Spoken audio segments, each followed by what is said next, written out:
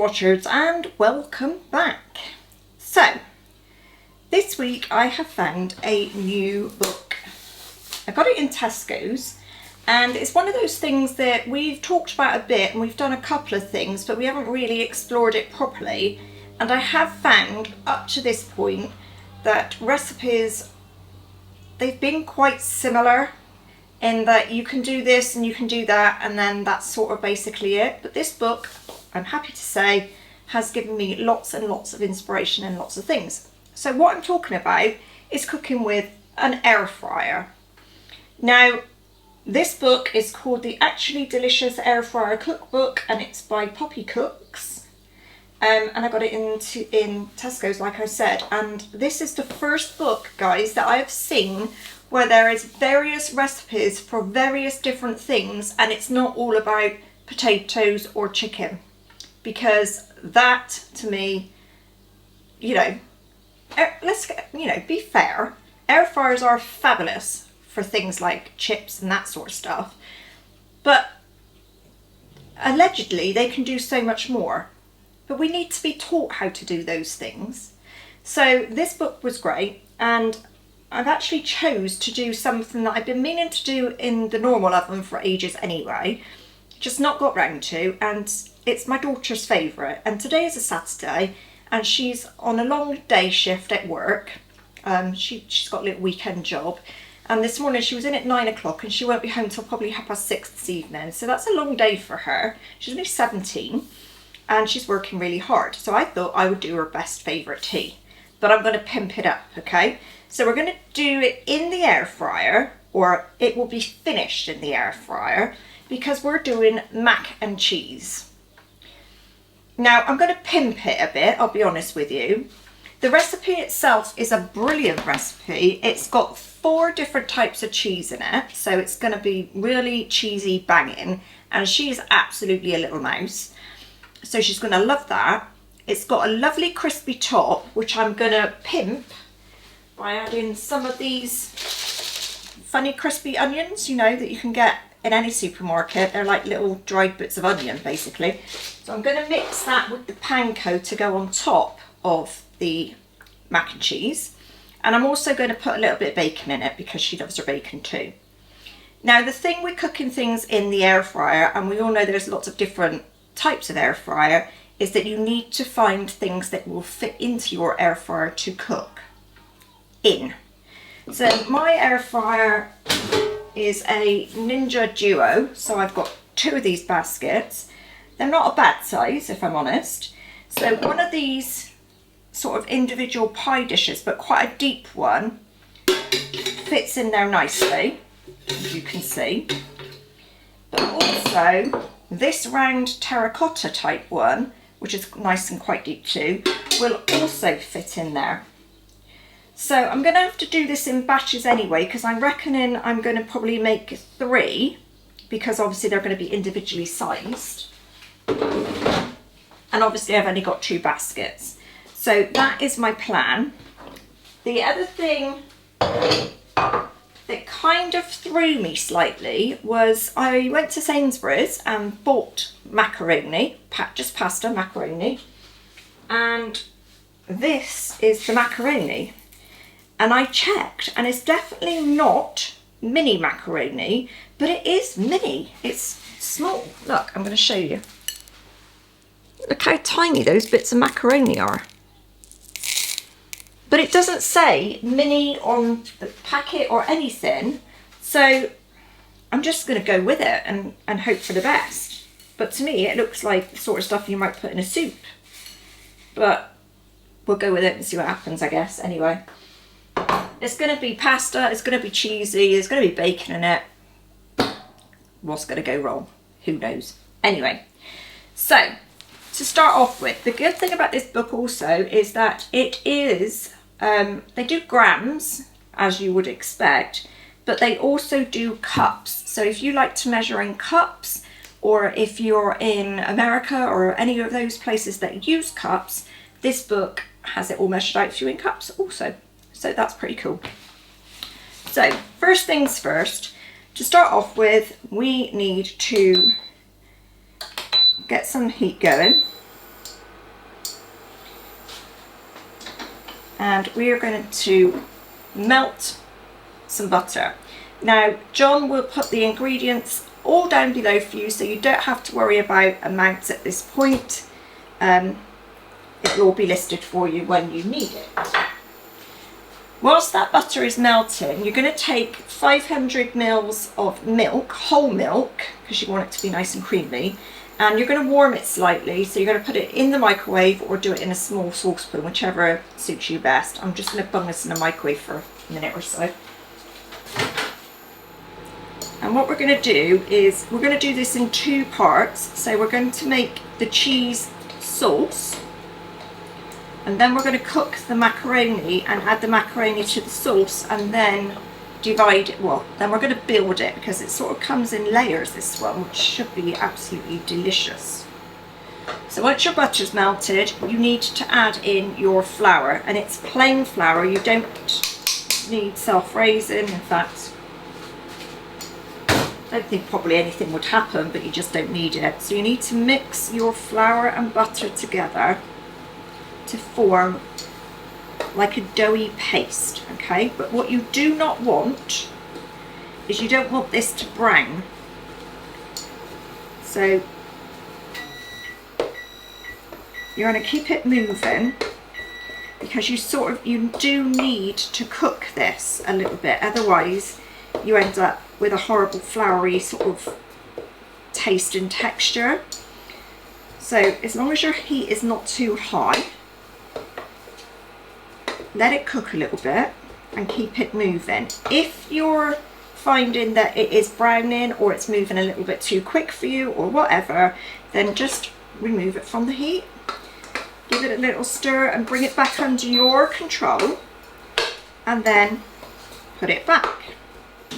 Yep, the milk is nice and warm. You don't need it hot, but you don't want it cold either, because when you start adding this into your flour and butter mixture, you don't want it to be taking the temperature down all the time and then having to reheat and taking the temperature down and having to reheat, okay?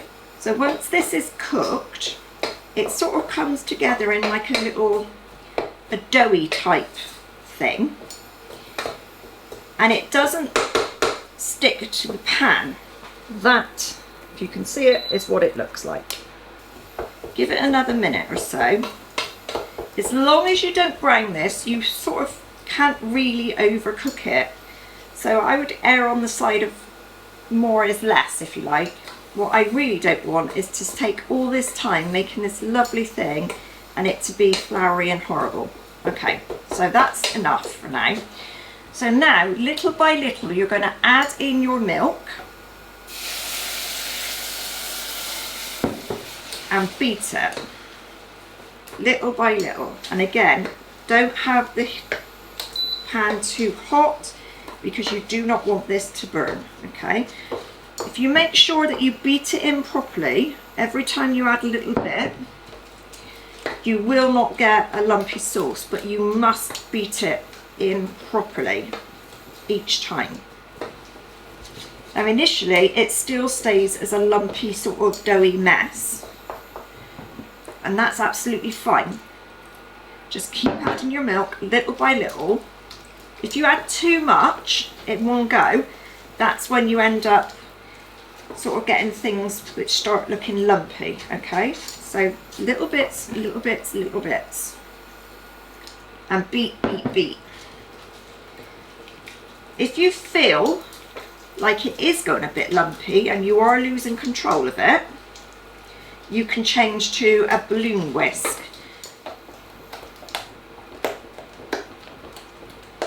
It's starting to loosen up now and become a sauce, nice thick, actually even almost shiny. Okay, so that's all the milk in, and as you can see, comes up lovely, smooth, perfect. Now, you want to cook that sauce now for about 3 minutes, and that is going to literally help again to cook out the flour. So it's worth taking the time. Just keep it moving. I'm going to put a timer on it. Keep stirring because you don't want it to stick in the corners, and you don't want it to brown, and you don't want to encourage lumps. But a good sauce, especially with macaroni cheese, is the basis of it all. So if you can get this right, your macaroni will be delicious.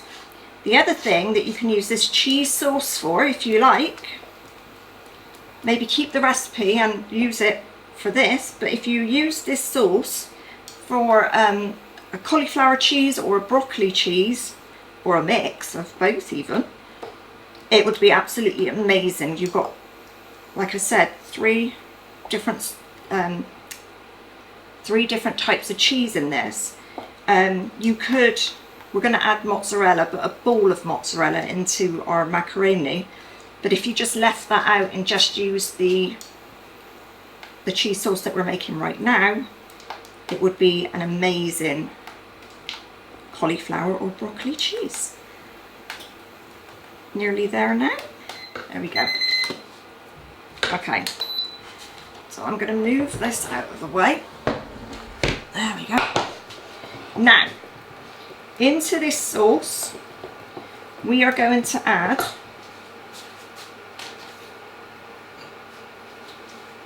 our grated cheddar. This is a extra mature cheddar, so you want something with a bit of taste. And our double Gloucester. And this is going to get thicker and almost lumpier, but remember this cheese is going to melt down, so it will go back to being all nice and smooth.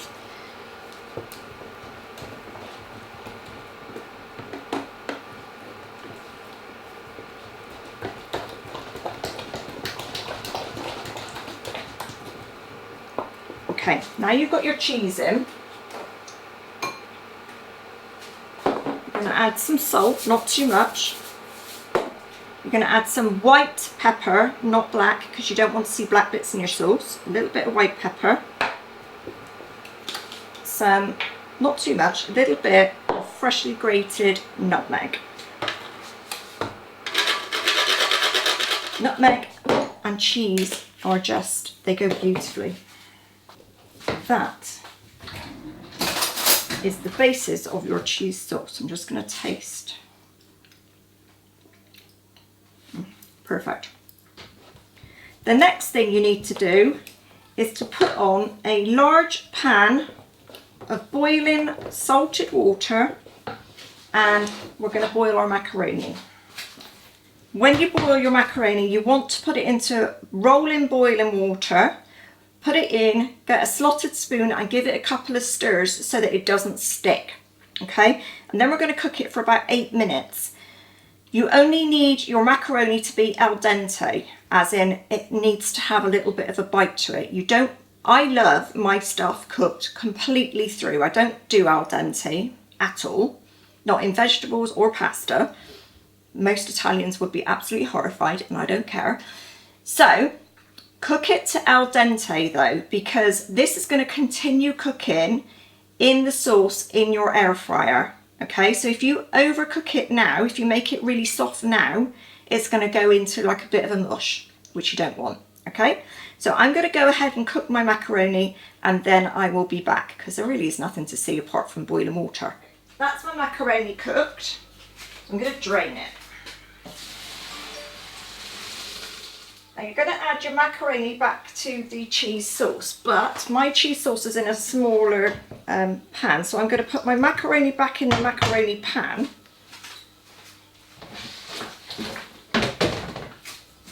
And add my sauce into that pan. The sauce will look a lot thicker now because it's been left, so your cheese is hardening up again. And we're going to stir the sauce through our hot macaroni. You need to give it a good mix, so take your time with it because you want it all to be covered in the deliciousness that is that cheese sauce that you made a few minutes ago. There we go. So next step is construction. I'm going to make 3 individual portions, but I have a feeling that I might have more than enough.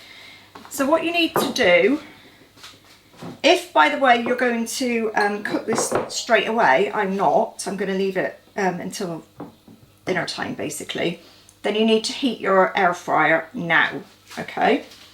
You need to heat it to 180 degrees Celsius or 350 if yours does it that way. Anyway, what you're going to need to do is get some of your macaroni into the bottom of your dish. Now obviously if you're doing a big one, if you've got one of those with the big dishes, that's fine. Just layer your dishes, but don't fill them. You just want like a bottom layer. Think lasagna, but with macaroni. There we go. Now, the next thing you're going to do, or the next thing I'm going to do, because as I said I'm going to pimp mine, is I'm going to put some bacon into mine. Obviously you don't need to do this, I'm just doing it to fancy it up a bit. And because cheese and bacon are my daughter's favourite things in life, so there we go.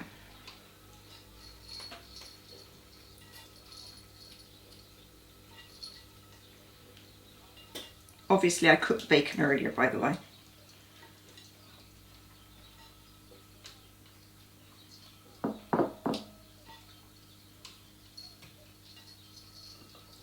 There we go. Now, the next thing you need is a bowl of mozzarella cheese. Mine's in the fridge, 1 second. Now I left it in the fridge on purpose because I don't want it to go warm and squidgy. Drain it from the liquid.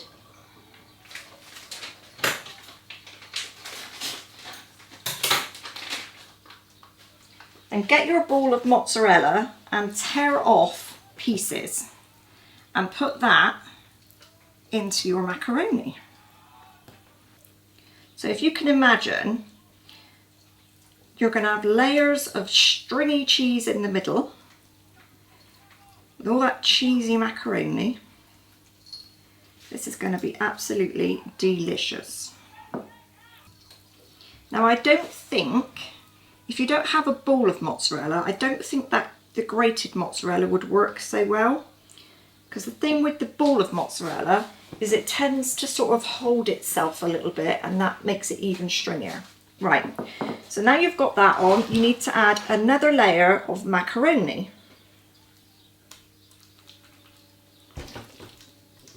Now obviously if you don't have an air fryer, you could literally do this in the oven. It is absolutely fine. The thing with an air fryer is it's cheaper, guys. It's cheaper and it's faster. So having said that, I am making 3 individual, which means my air fryer is going to be doing it 3 times, if you like, because I can only get 1 in each basket. So for me, possibly it would be cheaper and more efficient for me to finish them in the oven. But that's not what this is about. This is about using our air fryers in a more versatile way. There we go. Now, the final piece of this deliciousness that is going to be our tea is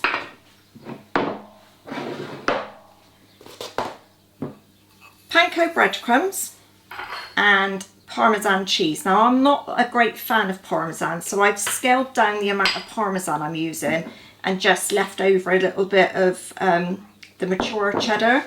So sprinkle over your breadcrumbs, because they're going to give you the crunch, like that.